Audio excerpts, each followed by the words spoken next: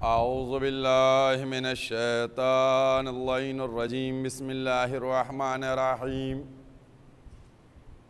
अल्हम्दुलिल्लाहिल्लज़ी ला यब्लुगु मिदहतहुल क़ाइलून वला युहसीना माअहुल आदून वला युअद्दी हक़्क़हुल मुज्तहिदून अल्लज़ी ला युदरकुहु बुअदुल हिमम वला यनअलहु गौसुल फ़ितन अल्लज़ी लैसा लिसिफ़तिही हद्दुन महदूदुन वला नअतुम मौजूदुन वला वक़्तुम मअदूदुन वला अजलुम ममदूदुन फ़तरल ख़लाइक़ बिक़ुदरतिही व नशरा अर्रियाह बिरहमतिही व वत्तदा बिस्सुख़ूर मयदान अर्ज़िही वस्सलातु वस्सलाम अला सय्यदिल अंबिया वल मुरसलीन क़ातिमन नबिय्यीन सय्यदनिल मुमज्जद बशीरनिल मुसद्दद नज़ीरनिल मुअय्यदल मुस्तफ़िल अमजदल महमूदिल अहमद अबिल क़ासिम मोहम्मद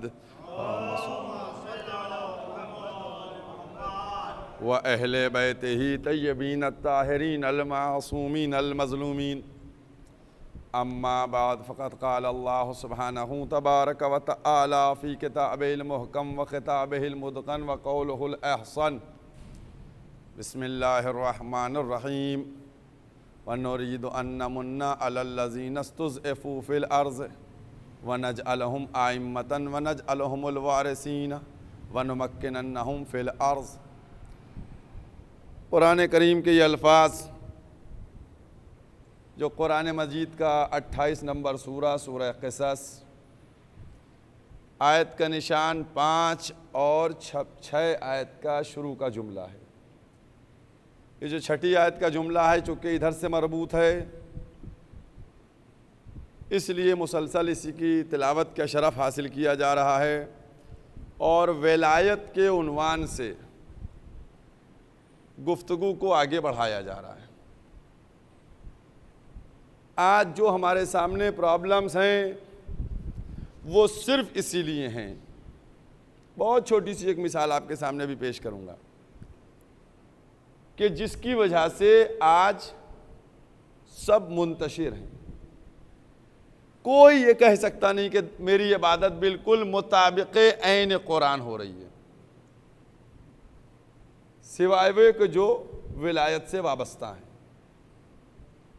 अगर आप गौर कीजिए, अल्लाह ने कुरान करीम में सूरह मायदा में बाकायदा तसलसल के साथ वलियों का ऐलान किया। कौन वली होगा? अल्लाह वली होगा, उसका रसूल वली होगा, और कौन वली होगा? जो नमाज कायम करे, ज़कात को अदा करे। यहाँ परवरदिगार आलम ने कोई नाम नहीं बयान किया कि साहब इनका नाम बयान हो जाए, उनका नाम। क्वालिटी को बयान किया था कि किस खुसूसियत का मालिक जो है वो वली हो सकता है। अब उसके बाद विलायत, जो विलायत का सिलसिला है, अच्छा अल्लाह को नहीं मालूम था कि ये सब बाद में इतना इख्तलाफ हो जाएगा और हम इधर से कह के भेज रहे हैं कि किताब भी है और नूर भी है और किताब भी है और अहले बैत भी हैं और इनको मालूम नहीं होगा, ये सब हस्बुना की सदाएं बुलंद करेंगे। तो अल्लाह मियाँ पहले ही कहते कि नहीं, अच्छा भाई ठीक है, इख्तिलाफ करोगे, लाओ चलो समझौता किए ले रहते, सिर्फ किताबी किताब हो जाए। याद रखिए कि आज सब पूरी दुनिया देख रही है कि मुआशरे के अंदर कैसे चीज़ों को बदला जा रहा है, पलटा जा रहा है, कैसे चीज़ें तब्दील की जा रही हैं। तो अगर आज दौर में, इस दौर में 1400 साल बाद कोई एक जमात ऐसी खड़ी हो जाती और वो कुरान करीम में आयात को तब्दील करके और कहीं से राइज करना शुरू कर देती कि भाई वो कुरान नहीं, ये कुरान है, ये बात नहीं, ये बात है, ये हुक्म नहीं, ये हुक्म है, तो आज पूरी उम्मत मुस्लिमा बिल्कुल मुंतशिर नजर आती। क्या सही है, क्या गलत, क्या सही है, क्या गलत। लिहाजा कुदरत ने एहतमाम ये किया कि अगर कुरान करीम को सिर्फ तहरीर तक मलहूज रखा जाए तो तब्दीली मुमकिन है। लिहाजा इस कुरान को किरदार में रख दिया जाए ताकि कभी कोई तहरीफ न कर सके, कोई तब्दील न कर सके। जब जिसको जो चाहिए, अगर कोई झूठी बात बयान भी करे तो किरदार विलायत को देख ले कि मुताबिक विलायत है या मुखालिफ विलायत। अगर मुताबिक विलायत मिल जाए तो समझ लेना ऐन कुरान है, अगर मुखालिफत विलायत मिल जाए तो समझ लेना फिर मुखालिफ कुरान भी है। इसलिए एहतिमाम किया। ये विलायत क्यों है? परवरदिगार आलम ने, दुनिया ने क्या समझा? अब उसी मौजू की तरफ अल्लाह ने इंतजाम किया बंदों के लिए कि भाई इनके लिए हिदायत होती रहे, वरना एक जुमला समझ नहीं पाएंगे। अब मैं वो जुमला कह दे रहा हूं कि जो अभी तक ये ना समझ पाया हो कि वुजू कैसे किया जाएगा, कोहनी से किया जाएगा या कोहनी तक किया जाएगा। बस मैंने कहा एक छोटी सी मिसाल दूंगा। सच बताइए, आप अभी तक यही पल्ले नहीं पड़ रहा है तो नमाज तो बहुत दूर की बात है, रोज़ा बहुत आगे का मरहला है, हज बहुत आगे की बात है। पहले वुजू तो हो जाए। सब वुजू ही में फंसे हुए हैं। तो अब ऐसे मौके पर लाजिम है कि विलायत का सहारा लिया जाए। विलायत का मनसब क्या है? वली कौन होगा? है कोई भी हो जाएगा। जिसको आपने चाह लिया विलायत का मनसब दे दिया, हमने इनको बनाया, हमने इनको बनाया, हमने इनको बनाया। याद रखिए, ये जो मनसब है विलायत का, ये मनसब विलायत उसको मिलेगा, उस तक पहुंचेगा, उसके अंदर वो खुसूसियतें मिलेंगी कि जो पैगंबर के साथ इब्तिदा से रहा हो। अब कोई साहब शायद पढ़ के कहें कि साहब पैगंबर के साथ अली जो हैं वो कब थे? मौलाए कायनात तो 30 साल बाद उनकी विलादत हुई, रसूल 30 साल पहले से थे। गलत बात, बिल्कुल गलत बात है।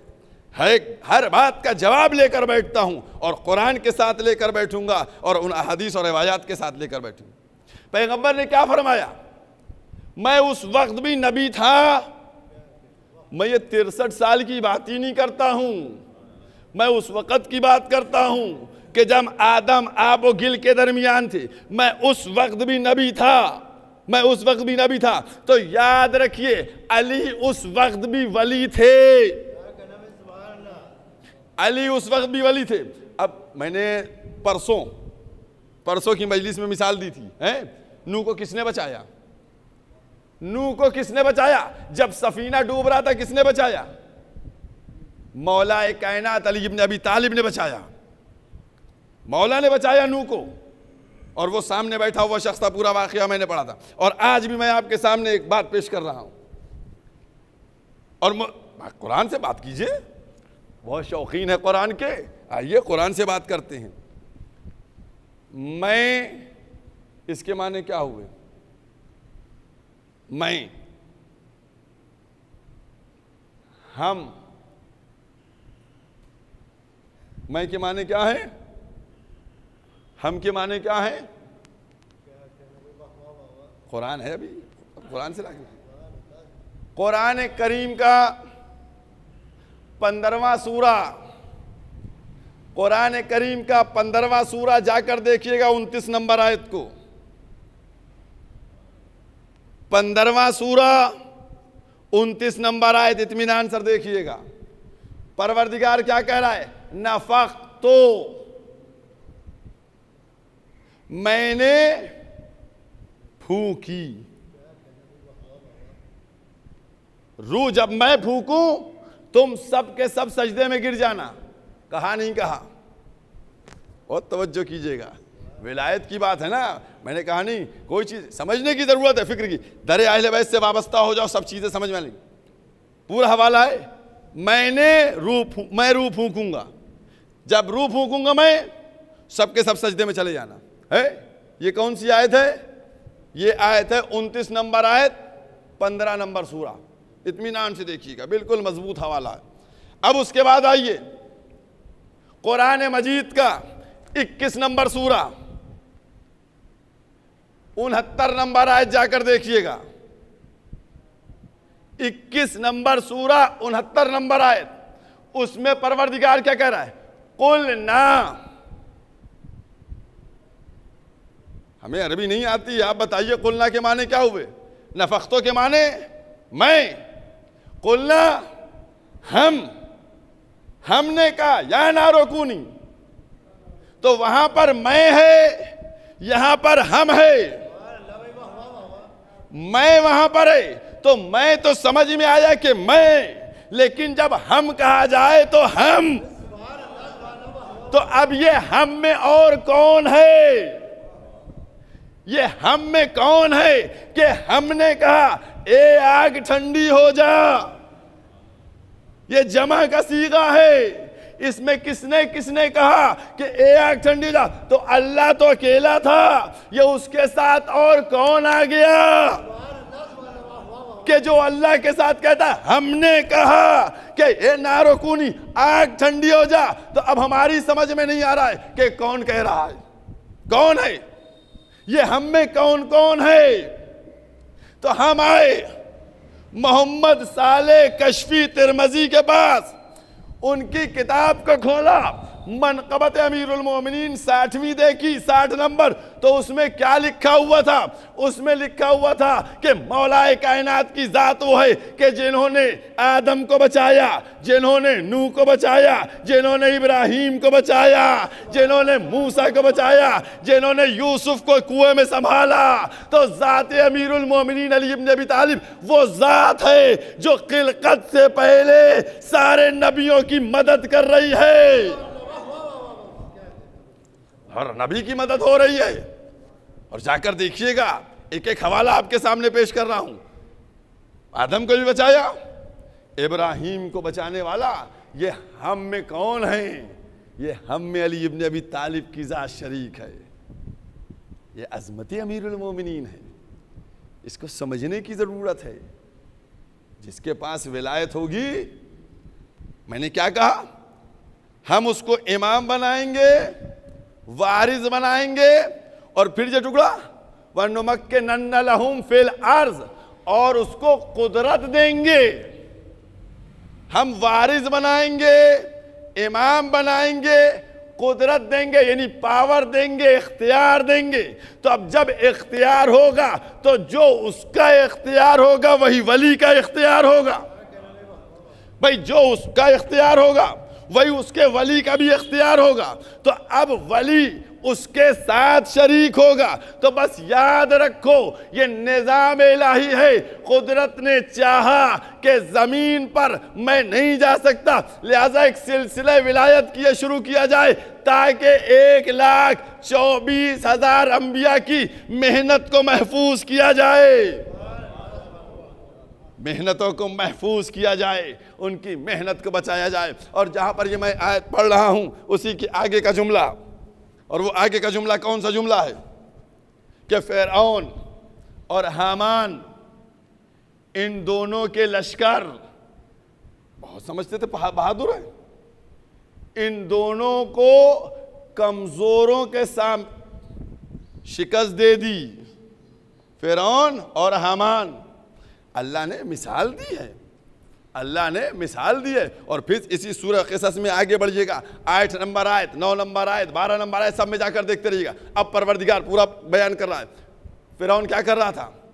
हज़ारों की तादाद में बच्चे मरवा दिए उसने, सबको कत्ल करवा दिया। इधर जनाब मूसा, मादर मूसा, मूसा अपनी माँ के शिकम में ज़ाहिर नहीं होने दिया। फिर उसके बाद क्या हुआ? विलादत हुई, उधर से वही की गई, किस अंदाज से वही हुई? परवरदिगार तुम कमज़ोर बनाओगे, हम उसको वारिस बना देंगे, हम उसको कुव्वत दे देंगे, हम उसको इख्तियार दे देंगे। आप एक एक मरहले के ऊपर पूरा वाक़या, जब ये हुआ कि हुक्म हुआ कि इसको संदूक में बना के डाल दो, तो जनाब मादर मूसा ये गई संदूक बनवाने के लिए। झूठ बोलने की आदत नहीं थी, गई, उससे कहा जो बढ़ई था कि भाई संदूक बना दो। उसने कहा काहे के लिए चाहिए, कैसा चाहिए? इन्होंने सब कुछ बता दिया, सब बता दिया कि इसलिए चाहिए, ये चाहिए, ये चाहिए। उसने फ़ौरन वहाँ से इनको रुखसत कर दिया और आया फिरौन के सिपाहियों के पास। अब उनसे कहना चाहता है तो बोल नहीं सकता, वो इशारे कर रहा है, इधर उधर घुमा रहा है हाथ। वो लोग सोचे ये कुछ बेवकूफ हो गया है, कुछ शरारत कर रहा है, उसने मारा पीटा भगा दिया। फिर ये बाहर निकला, ये बोलने लगा, जैसे ही बोलने लगा तो इसने कहा अब जाके बता दें। फिर जब ये अंदर बताने के लिए आया कि भाई ऐसा ऐसा वो बच्चा है जो ये हो रहा है, तो फिर वही हुआ, फिर वो गूंगा हो गया, इशारे करना, फिर मारा गया। गौर फरमा रहे हैं आप, मासूम से दुश्मनी बार बार मार खिलवाती है। और क्या, फिर मारा गया। अब ये जो है बाहर जब निकला तो सोचा शायद कुछ ये मर्जी है अल्लाह की।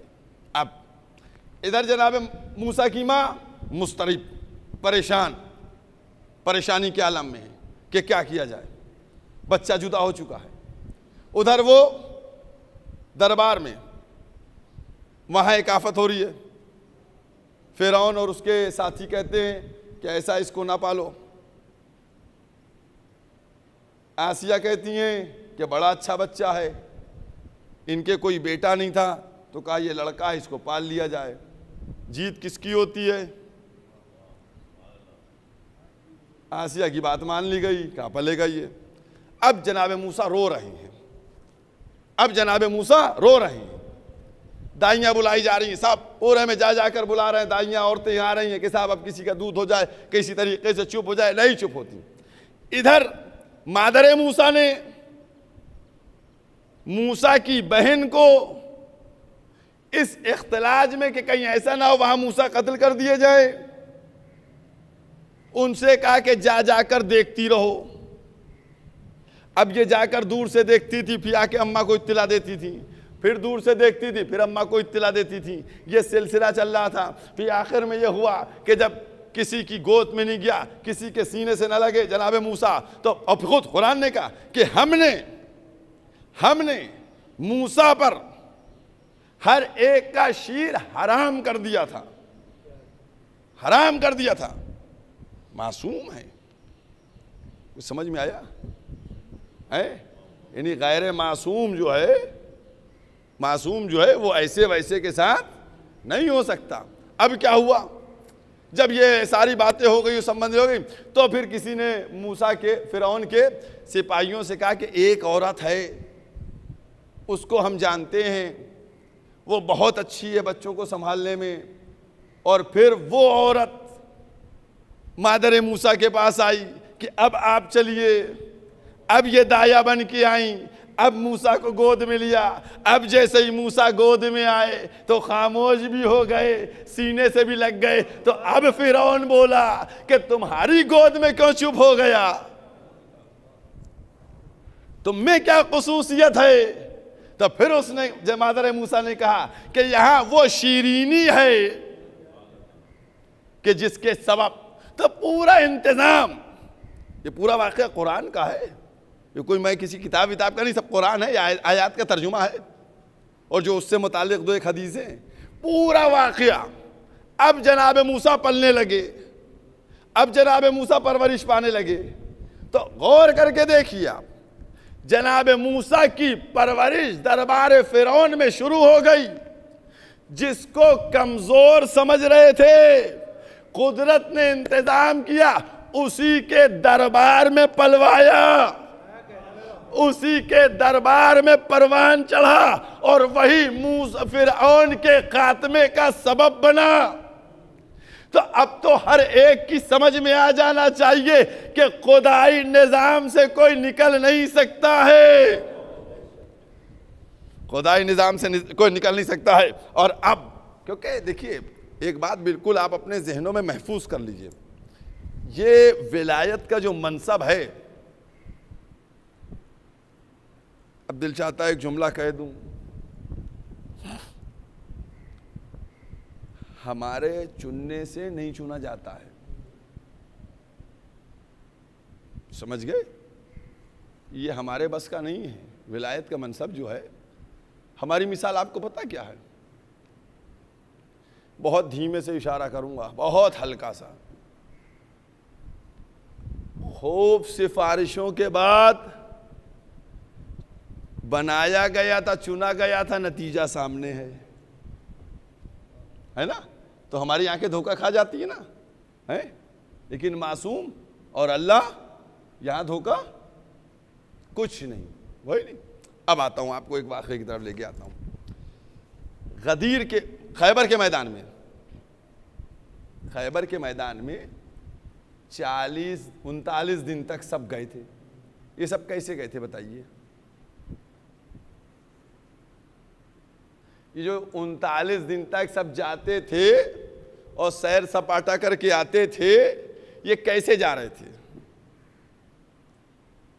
तारीख़ खमीस में मिलता है कि जब खैबर के मैदान में पहुंचे तो पैगंबर भी बीमार हो गए थे। उसका भी मैं सबूत भी दूंगा। ये खुद आपस में सलाह मशविरा करके जाते थे, या जिसका मुंह आता था वो मुंह उठा के चला जाता था? भाई दो ही बातें होंगी। अब लफ्ज बदल देता हूं। ये जो जाया जाता था, इसमें दो वजह थी। या तो हर शख्स खुद उठ के चला जाता था, या जमहूर के जरिए से जाते होंगे, फैसला होता होगा, है ना। कोई समझ में आई बात आपके? वो धीरे धीरे आपके जहनों से करीब हो। या जमहूर फैसला करती होगी कि आज फलां साहब जाएंगे, आज फलां साहब जाएंगे, आज फलां साहब जाएंगे। या जमहूर फैसला करती है, या खुद जाते होंगे। तो आपको पता चला ना कि एक लश्कर के मुकाबले में अगर जमहूर भी फैसला करे तो कारामद नहीं होता है। तो फिर विलायत के सिलसिले में, खिलाफत के सिलसिले में जमहूर का फैसला, अच्छा सब गए और चले आते थे। पैगंबर ने क्या फरमाया? पैगंबर ने क्या फरमाया? कल मैं उसको अलम अता करूंगा। जो मैंने कहा था, मैं भी बात को ला मैं अलम अता करूंगा। कल मैं अलम अता करूंगा। इस मैं को समझने की कोशिश कीजिए। कल मैं अता करूंगा, इसका मतलब अभी तक मैंने तो अता किया ही नहीं है। कल मैं अता करूंगा, और जब मैं अता करूंगा तो वो होगा कि जो कर्रार होगा, गैर फर्रार होगा, बढ़ बढ़ के हमला करने वाला होगा।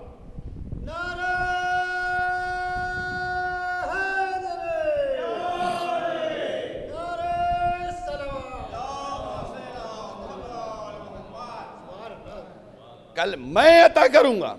और फिर याद रखिए, जिसको नबी की अजमत और नबी की इस्मत के ऊपर यकीन है, वो समझ ले कि अगर पैगंबर भेज रहे होते तो फिर नाकामी मुमकिन नहीं थी, क्योंकि पैगंबर देते ही उसको अलम कि जो फाते बन के लौटे। इसका मतलब ये सब खुद जा रहे थे और अपने शौक को पूरा कर रहे थे। जब निगाह इस्मत ने अलम दिया तो इस चैलेंज के साथ दिया। ये जुमला है, जाकर सब लोग देखेंगे, जुमला है कि उसको भेज रहा हूं कि जो ऐसा होगा, ऐसा ऐसा, और वो उस वक्त तक नहीं पलटेगा जब तक फतह ना कर लेगा। ये गारंटेड भेजा गया है, गारंटी के साथ भेजा गया है। क्यों? क्योंकि जब मासूम भेजेगा तो फिर उसके साथ भेजेगा कि अब भेजा है नबी ने। अजीज़ान मोहतरम, ये है विलायत। तो इसीलिए ये मरहला जो नहीं है विलायत का, इस विलायत के मरहले को समझने की ज़रूरत है। जो है वो दुकान खोल के खड़ा हो जाए और किसी को भी ले आए कि साहब ये हैं, इनको ले लीजिए, इनको अपना लीजिए, इनको अपना लीजिए। और फिर यहीं पर एक रिवायत हमारे जहन में आ गई, उसको भी कहता चलूं। जब ये वाक़या खैबर का हो गया तो उसके बाद एक बादशाह की लड़की थी सफ़िया, वो पैगंबर के पास बाद में आई। उनके चोट लगी थी यहाँ, कसम खुदा की अज़मत अमीरुल मोमिनीन। आए कहने चोट तुम, पैगंबर ने पूछा चोट तुम्हें कैसे लगी? कहने लगी या रसूल अल्लाह, जब अली ने दरे खैबर को उखाड़ा तो पूरा खिले खैबर हिल गया। जब खिले खैबर हिल गया तो मैं गिर गई और मेरे तख्त का कोना मेरे ये लग गया। लोग सोच रहे थे दरवाजा उखाड़ा मौला ने, दरवाजा नहीं उखाड़ा, पूरा किला हिल गया था। जब किला हिला, अभी नहीं, अभी एक जुमला और कहूंगा, किला हिल गया। जब किला हिला तो फिर वो गिरी, तख्त का कोना लग गया। जैसे ही बात खत्म की, पैगंबर मुखातिब हुए कि फकत किले खैबर नहीं हिला बल्कि सातों आसमान हिले थे और सातों जमीनें भी हिल गई थी, सब हिल गया था।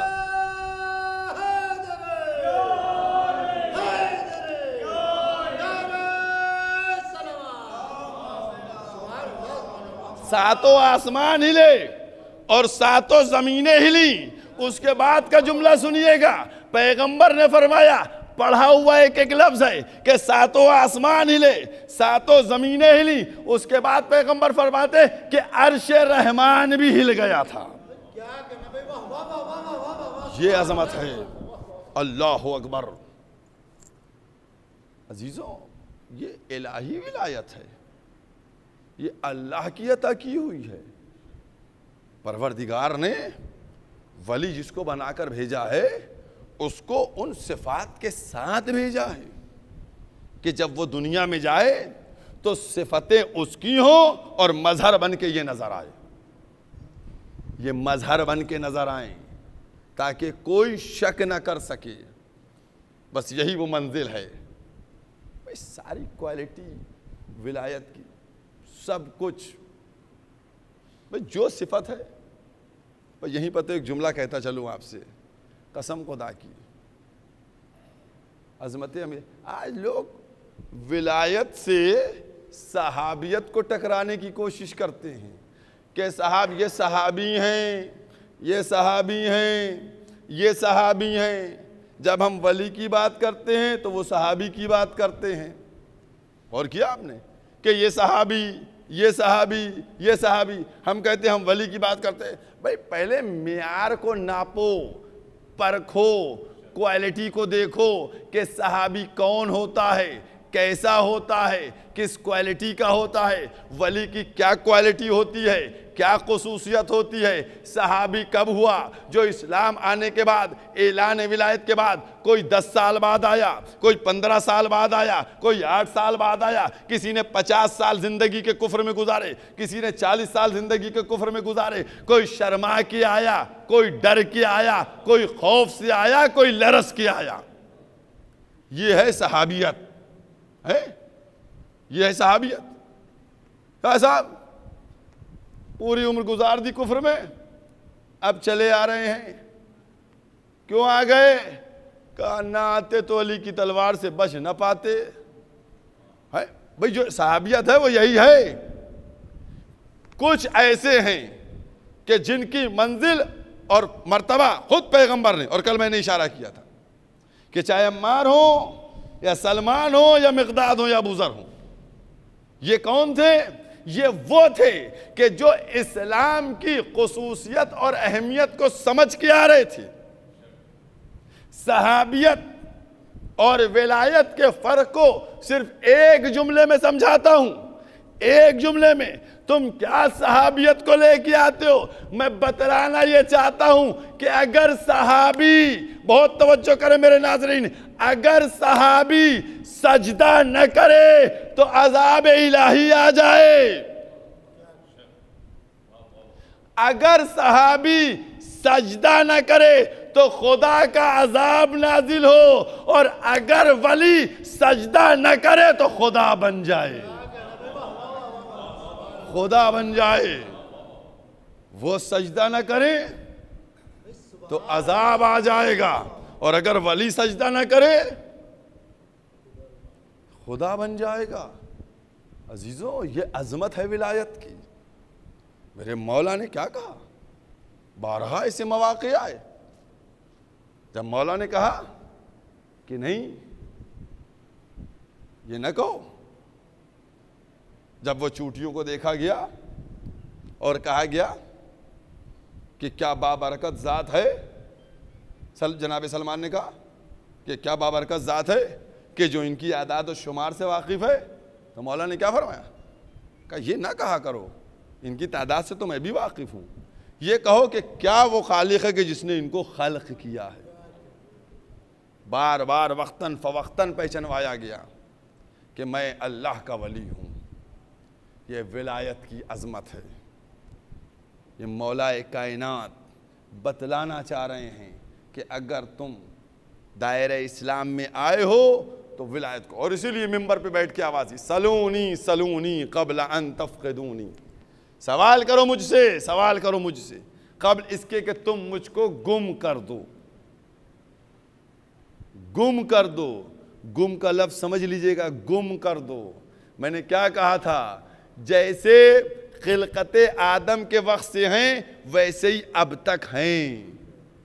ये तो बीच की एक मुद्दत थी जो जाहिर रहे, और अगर आज न होते तो फिर हम या अली कह के न पुकारते, और या अली कह के पुकारना मुसलसल इस बात की दलील है कि जब हम पुकारते हैं तो वो लब्बैक भी कहते, आ भी जाते हैं, वो मदद भी करते हैं। जब मदद को पुकारते हैं आते हैं, तभी हम बार बार पुकारते हैं। वरना जिसको पुकारा जाए और मदद को ना आए तो दोबारा कोई पुकारता नहीं है।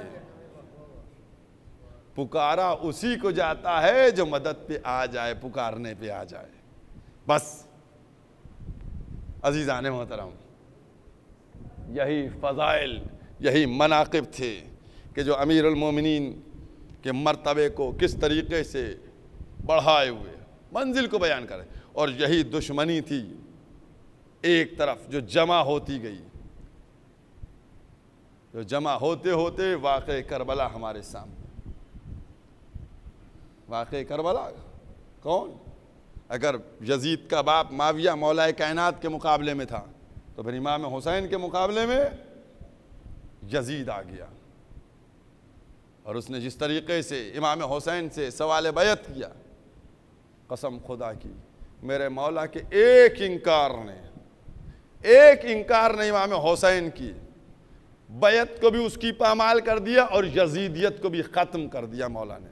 एक इनकार, सब कुछ होने के बावजूद बैत न ले सका।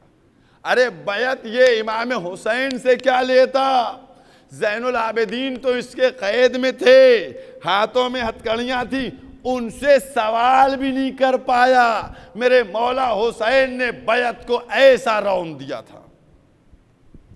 अज़ादारा ने इमाम मज़लूम, लेकिन इस यजीदियत को ख़त्म करने के लिए इमाम हुसैन ने जो कुर्बानियाँ पेश की हैं, अल्लाहु अकबर, क्या क्या निसार नहीं किया। नाना का रोज़ा छोड़ दिया, अम्मा की लहद छोड़ दी, भाई का मज़ार छोड़ दिया, वतन से जुदा हो गए, सब कुछ छोड़ के करबला की ज़मीन के ऊपर आ गए।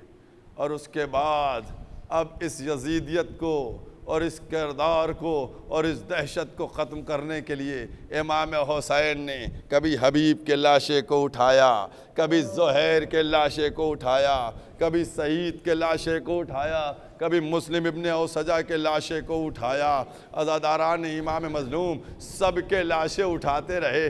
जब असहाब व अंसार के लाशे ख़त्म हो गए तो अब अइज़्ज़ा के लाशों का सिलसिला शुरू हो गया। अज़ादारान इमाम मज़लूम, आज 6 मुहर्रम है।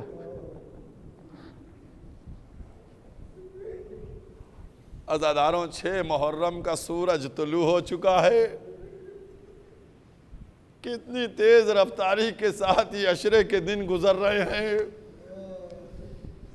अज़ादारों ज़रा उस अंदाज का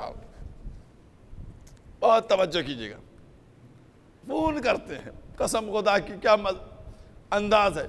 आज इस दौर में 2020 1442 हिजरी में मौलाना मजलिस में आना चाहते, मैंने कहा नहीं 5 आदमी है। बेकरार है मोमिन कि आका की मजलिस का मौका मिल जाए, कि किसी तरीके से फर्श अज़ा पे हाजिरी हो जाए। अरे कितने लोग आते हैं जिनको बाहर से वापस कर दिया जाता है। मैं कहूँगा हाँ, अरे आज तो किसी और जराए से तुमको मजलिस तो सुनने को मिल जाती है, लेकिन हाय वो दौर कि जब किसी पहाड़ की ओर में अगर कोई मजलिस होती थी तो किस तरीके से हुकूमतें जुल्म करती थी। हाँ ज़दारान इमाम मज़लूम, यह सिर्फ मैंने कहा नहीं, पहले ही दिन कह दिया था, दोहरा है। एक ये मुहर्रम, ये अय्याम अज़ा, ये गम के दिन, और इस गम पे ये गम के दिल खोल के अज़ा नहीं हो पा रही। ज़दारान इमाम मज़लूम, किस मुसीबत के आलम में किस तरीके से इन मजालिस का इनेकाद हो रहा है और ये मजलिसें चल रही है। हाँ ज़दारान इमाम मज़लूम, यकीनी तौर के ऊपर कोई नहीं निकल पा रहा है। ऑनलाइन मजलिसें हो रही है, घरों में बैठ के सुनी जा रही है, गिरिया भी हो रहा होगा, बीबी को पुरसा दिया जा रहा होगा। लेकिन इतना कहना चाहता हूँ, ए चाहने वालों, अरे तुम फर्श अज़ा तक नहीं आ सकते तो तुम रो रहे हो। कभी तसव्वुर किया उस माँ का क्या आलम होता होगा जिसके लाल की फर्श अज़ा तो बिच्छी है लेकिन बैठने वाला कोई नहीं है। जज़ाकुमुल्लाहु खैरल जज़ा, जज़ाकुमुल्लाहु खैरल जज़ा। हाँ ज़दारान इमाम मज़लूम, ये मुसीबत के अय्याम है और 6 मुहर्रम वो तारीख है कि जिस दिन आप उस कड़ियल जवान का मातम करते हैं कि जो सीरत में, सूरत में, रफ्तार में, गुफ्तार में, हर चीज़ में रसूल की शबीह था। बस अज़ादारान इमाम मज़लूम एक वाक़या पढ़ता हूँ और उसके बाद उसी मज़हब की मंजिल के ऊपर आ जाऊँगा, क्योंकि अज़ादारों ये दिन वो दिन हैं कि जो सिर्फ रोने के दिन हैं, सिर्फ रोने के दिन हैं। जितना रोना रो लीजिए और इस बात का एहसास रखिएगा, हक अदा नहीं होगा, ये कहने की ज़रूरत भी नहीं, हक अदा नहीं हो सकता। आज जहाँ यहाँ हज़ारों की तादाद में लोग होते थे और वो गिरिया करते थे, वहाँ आज 4 लोग बैठे हैं, चंद लोग बैठे हुए हैं और गिरिया कर रहे हैं। कैसे हक अदा हो सकता है? अज़ादारान इमाम मज़लूम, हाँ बस वही मुसीबत का आलम है। वाक़या कि जब शहज़ादे अली अकबर की विलादत हुई, यह खबर आम हो गई कि नवासे रसूल का एक बेटा हुआ है जो सूरत व सीरत में रसूल की शबीह है। बच्चा बढ़ता गया, दीदार करने वालों की जुस्तजुएं बढ़ती चली गईं, लोग दीदार करने के लिए आते थे। अज़ादारान इमाम मज़लूम, एक जुमला मिलता है, शहज़ादी ज़ैनब, शहज़ादे अली अकबर के लिए शहज़ादी ज़ैनब की जो मोहब्बत थी वो ये थी कि वो सुबह आती थी, अली अकबर को ले जाती थी। शहज़ादे अली अकबर बहुत मोहब्बत करती थी, बहुत मोहब्बत करती थी, बयान नहीं किया जा सकता, मैं नहीं बयान कर सकता। बहुत मोहब्बत करती जनाब ज़ैनब, इतनी मोहब्बत। उसके बाद लोग दीदार के लिए आते थे। जनाब अली अकबर का भी क्या अंदाज था, शब में छत के ऊपर आग रोशन कर देते थे। एक दस्तूर था कि अगर कोई मुसाफिर भटक जाए तो अंधेरे में उसको दिखेगा नहीं क्या है क्या नहीं है, लिहाजा वो आग जला देते थे ताकि अगर कोई भटके तो आग देख के समझ में आ जाए कि यहाँ कोई रहता है, और फिर जब वो आ जाएगा तो मैं उसको रास्ता बता दूं, मैं उसको उसकी मंजिल तक पहुंचा दूं। ये अंदाज शहज़ादे अली अकबर का। इस तरीके से खातिर साहब तो लोग आते थे ज़ियारत करने के लिए।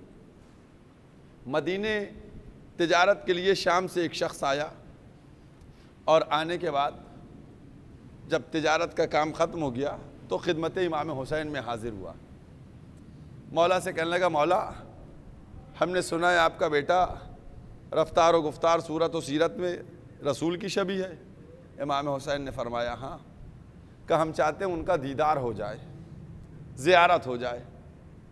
अज़ादारों, जनाब ज़ैनब की मोहब्बत को तो बता दिया मैंने, अब जनाब लैला की बात भी एहसास कीजिएगा। एहसास, मेरे नाज़रीन एहसास करें अब इमाम हुसैन ने अंदर कहलवाया घर के अंदर कि अली अकबर से कहो तैयार हो के आ जाएं, कोई देखने को आया है, ज़ियारत को आया है। अज़ादारो तुम बताओ कि जनाब लैला कितना खुश होती होंगी, परवरदिगार तूने मुझको ऐसा बेटा दिया जिसके लिए दूर दूर से लोग ज़ियारत करने को आते। अज़ादारो जब दूर दूर से आने वाले अली अकबर की ज़ियारत करते होंगे तो जो अली अकबर दूसरों के लिए इतने खूबसूरत थे वो माँ की निगाहों में क्या होंगे। जज़ाकुमुल्लाहु खैरल जज़ा। जनाब अली अकबर आए, तशरीफ लाए, बैठ गए। उस मुसाफिर ने जनाब अली अकबर को देखा, जनाब अली अकबर की ज़ियारत की। उसके बाद उस मुसाफिर ने इमाम हुसैन के सामने हाथों को जोड़ लिया, कहा मौला मौला एक गुजारिश है आपसे। कहा क्या? कहा मौला हमारे लिए दुआ कर दीजिए कि अल्लाह ऐसा ही बेटा एक हमको भी दे दे। दुआ कर दीजिए कि ऐसा ही बेटा हमारे भी हो जाए। इमाम हुसैन ने फरमाया ऐसे बेटे की तमन्ना न कर। पूछने लगा मौला क्यों ना तमन्ना करे? तो एक दफ़ा इमाम उससे मुखातब होते, अज़ादारो इमाम हुसैन के कल्ब की कैफियत को समझिएगा, उनके दिल के हाल को समझिएगा कि क्या आलम है इमाम हुसैन का। इमाम हुसैन ने उससे कहा ये बताओ अगर अल्लाह ने तुमको ऐसा बेटा दे दिया और उसके पैर में कांटा चुभ जाए तो तुम्हारा क्या आलम होगा। वो तड़प गया, अभी बेटा नहीं हुआ, तड़प गया, क्या उसके पैर में न चुभे मेरे आंख में चुभ जाए। बस इमाम हुसैन ने कहा फिर तमन्ना न कर, अरे ये मेरा बेटा करबला के मैदान में तीरों से छलनी किया जाएगा। जज़ाकुमुल्लाहु खैरल जज़ा। क्या मजलूमियत है। हाँ ज़दारा ने इमाम मजलूम इमाम हुसैन बाप थे लेकिन मोहब्बत थी, बाप थे मोहब्बत थी लेकिन माँ की मोहब्बत और थी, फूफी की मोहब्बत और थी। लिहाजा जब शहजादे अली अकबर ने कहा बाबा अब मुझको मरने की इजाज़त दे दीजिए तो एक दफ़ा मुखातिब हुए, कहा ए मेरे लाल अली अकबर मुझसे ज़्यादा तुम्हारी अम्मा का है, तुम्हारी फूफी का है। अरे जाओ पहले फूफी से इजाज़त ले लो। फूफी के पास आए, हाथों को जोड़ लिया, अली अकबर के चेहरे को देखा, अरे ज़ैनब क्यों कर इजाज़त दे। जज़ाकुमुल्लाहु खैरल जज़ा। एक तरफ जनाब ज़ैनब ने अली अकबर को रखा, एक तरफ इमाम हुसैन। बस जैसे ही हुसैन के मुकाबले में कहा अली अकबर जाओ खुदा हाफिज़, अरे मैंने अपने भैया की खातिर तुम्हें भी कुर्बान कर दिया। जनाब अली अकबर चल दिए।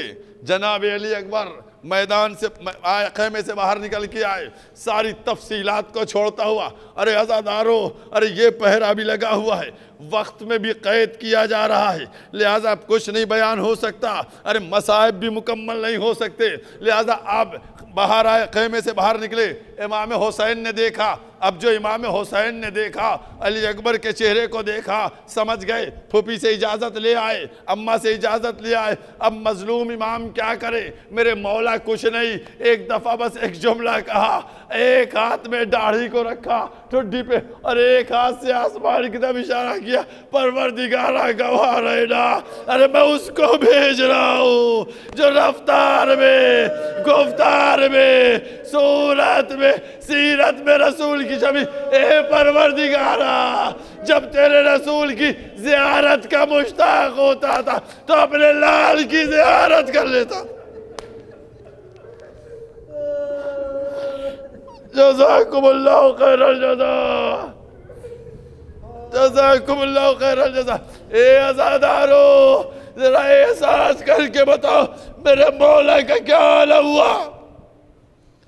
मुझको नहीं मालूम, इतना जुमला तो लिखा गया नहीं मालूम, लेकिन मेरा दिल कहता है हुसैन का क्या आलम होगा, मेरे मौला का क्या आलम होगा मैं नहीं बयान कर सकता। अली अकबर को तैयार किया, अली अकबर घोड़े पर बैठे, तेज रफ्तारी से आप मैदान की तरफ बढ़ रहे हैं। एक दफ़ा शहजादे अली अकबर के कानों में आवाज़ आना शुरू हो गई, किसी के कदमों की आवाज़ आ रही है। अब जो मुड़ कर देखा, अजब मंजर था। क्या मंजर था! अली अकबर तेजी के साथ आगे आगे घोड़े पे जा रहे थे, पीछे पीछे बूढ़ा बाप कमर को पकड़े हुए दौड़ रहा था। अली अकबर ने जल्दी से घोड़े को घुमाया, आने के बाद कहा, बाबा आपने तो हमको इजाजत दे दी थी। अज़ादारान इमाम मज़लूम, बस यही मेरे मौला की मजलूमियत और अब बाप की मोहब्बत रुक न सकी। अली अकबर के घोड़े के पीछे पीछे एक जुमला, पूरी करबला अली अकबर से मोहब्बत के सिलसिले में बस ये एक जुमला गौर कर लीजिएगा, एहसास कर लीजिएगा मेरे मजलूम इमाम का क्या मजलूम जुमला है। अली अकबर ने जब कहा, बाबा आपने तो मरने की इजाजत दे दी थी, अरे आप पीछे पीछे क्यों आ गए? तो जब आपने क्या फरमाया, ए अली अकबर काश तुम साहिब औलाद होते, तुम्हारे सीने में औलाद, तो पता चलता बाप की मोहब्बत। और अब दूसरा जुमला, अली अकबर जब तक सामला रहे मुड़ मुड़ के सूरत दिखाते जाना। जज़ाकुमुल्लाह खैरल जज़ा। हाँ, अली अकबर मैदान में पहुंचे, बस मजलिस मुकम्मल हो रही है। अली अकबर मैदान में पहुंचे, बहुत बहादुरी के साथ जंग किया, बड़ी शुजाअत के साथ जंग कर रहे थे। एक दफ़ा जनाब लैला इमाम हुसैन के चेहरे को देख रही हैं, इमाम हुसैन के चेहरे को देख रही हैं कि इमाम हुसैन का चेहरा मुतमईन है या मुस्तरिब है। मुतमईन है, मेरा बच्चा खैरियत से, मुस्तरिब है, मेरे बच्चे पे आँच आ जाएगी। एक दफ़ा इमाम हुसैन के चेहरा का रंग मुतगय्यर हुआ। बीबी ने आवाज़ दी, आका मेरे लाल की खैर। कदमों को बढ़ा कर आए, कहा लैला एक बहुत बड़ा पहलवान है, बकर इब्ने गानम उसका नाम है, अरब में उसकी बड़ी शुजाअत है, धाग है। ए लैला मेरा बच्चा 3 दिन का 3 दिन से ज्यादा का भूखा प्यासा है, भूखा प्यासा है, वो सैर और सैराब है। मैंने नाना से सुना है, अज़ादारों एक एक जुमले के ऊपर मुसीबत का मैंने नाना से सुना है, अगर माँ बेटे के लिए दुआ करे तो कबूल हो जाती है। ए लैला जाओ अकबर के लिए दुआ करो।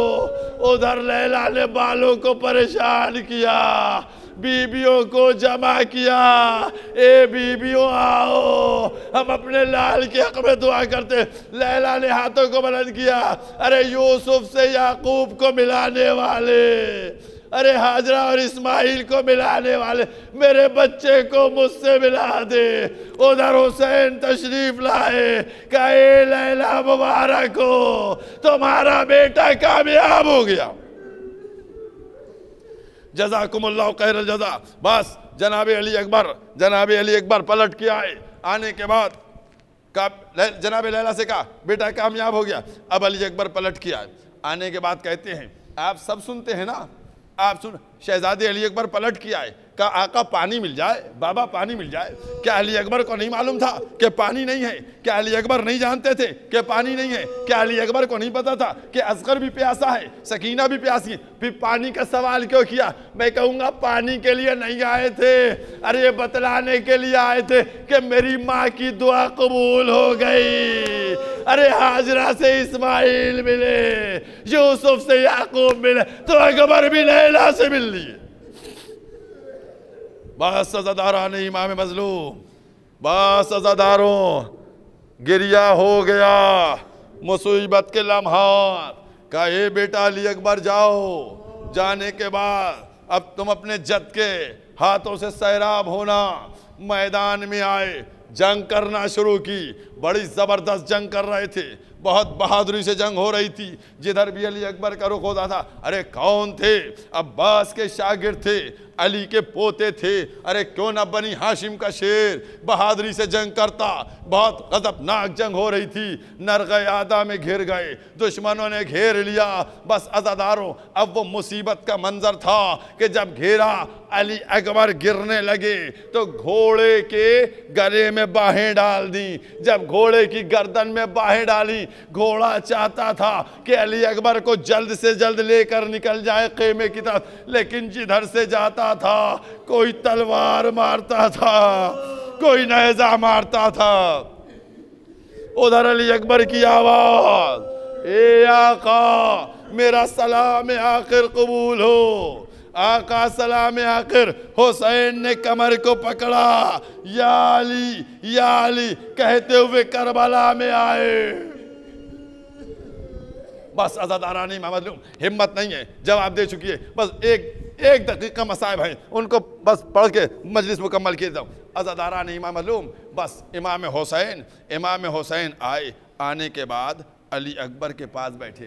कहा बेटा अली अकबर तुम मुस्तरिब हो, तुम्हारे सीने पे हाथ रखा हुआ है। एक दफ़ा अली अकबर छुपाना भी चाहते हैं, अजियत छुपाने भी नहीं देती है। कहा एक दफ़ा बाबा मेरे सीने पे बर्छी लगी थी। आज़ादारो मेरे मौला की मजलूमियत का मजलिस ख़त्म हो गई। क्या मेरे सीने पे बर्छी लगी थी बाबा, मैंने उसको तो निकाल दिया लेकिन उसकी अनी रह गई है। ए बाबा बड़ी अजियत हो रही है। आज़ादारो गज़ब हो गया। हुसैन ने आस्तीन को पलटा, पैरों को जमीन में रखा, नजफ का रुख किया, या अली कह के हाथ बढ़ाया, खून का फव्वारा अली अकबर ने अंगड़ाई ली। वाली अकबरा